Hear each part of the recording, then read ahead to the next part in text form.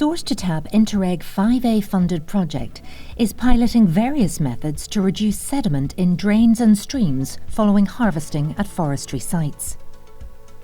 Water from peaty catchments can contain significant quantities of suspended organic material, which gives it a dark colour. As well as creating challenges during drinking water treatment, evidence suggests excessive sediment can negatively impact fish spawning success. The measures aim to either reduce the amount of sediment entering waterways or encourage suspended sediment to settle by slowing or diverting the river's flow. All methods piloted were in addition to existing protection measures implemented on site. The measures were implemented at 11 Quilcha and Northern Ireland Forest Service sites in the Erne and Derg river catchments. Time-integrated sediment samplers were used for monitoring. These have an inlet and outlet, and as water enters the pipe, it slows down, allowing sediment to settle out. The average suspended sediment load over a period of time can then be calculated. The devices were placed in small unclassified streams or forest watercourses into which the harvested area drained. The Source-to-Tap project planted a cover crop at a site in Glenderg Forest. The crop consisted of 30% Yorkshire fog, 30% Highland bent and 40% hard fescue. It was sown by hand on a 200-metre stretch of stream bank over a width of 10 metres. Within 1 month, the roots of the grass began to bind the soil, and after a year, the cover crop was well established. Sediment levels were monitored up and downstream of the cover crop and at a similar sized area of unsown ground. The cover crop stretch saw a 28% reduction in sediment entering the stream compared to the unsown area. However, a cover crop planted at another site in Lochulton, County Donegal, didn't show a reduction in sediment between the sown and unsown areas. This may be related to site-specific factors such as soil type and gradient, which need to be investigated further. Another type of measure made use of check dams to slow the flow of the waterway and encourage sediment to settle. Dams of various materials were trialled, but all were low cost and readily available, ensuring harvesters could replicate any successful measures. The materials used were geotextile, peat, large longitudinal logs, sawn timber and brash bundles.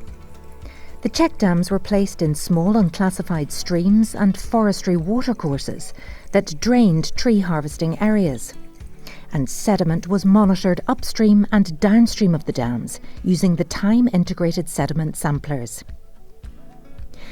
The best performance was observed with geotextile dams. 4 were placed in a series at a site 250 metres downstream from a Forest Service NI compartment. The stream drains into the Mournbeg River, part of the Foyle Special Area of Conservation designated for Atlantic salmon. Sediment load was reduced by 68% downstream of the dams compared to upstream. At another site in Grouse Hall, County Donegal, 2 geotextile dams placed in series reduced sediment load by 25%. Longitudinal log dams also performed relatively well and were trialled at 2 sites. At Grouse Hall, the log dams resulted in a 27% reduction in sediment, and at Glenderg Forest there was a reduction in sediment of 34%. Dams of other materials saw inconclusive or less impressive results. A series of peat dams were placed in a small stream in Glenderg Forest, but were found to be unsuitable following one high-intensity rainfall event which damaged the dams and significantly reduced their effectiveness. Future interventions using peat dams in similar upland catchments are not recommended.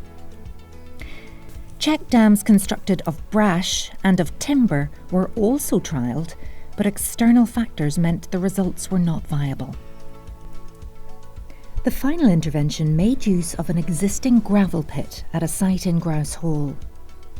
The aim here was to divert the flow of water into an area where sediment could settle. The pit previously received overflow from the stream during high flows and only required minor earthworks to enhance the settlement area.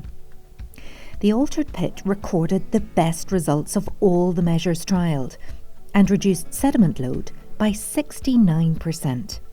It also provided a new habitat for wildlife, including frogs. Piloting different measures of sediment reduction from forestry sites has provided useful information about their effectiveness.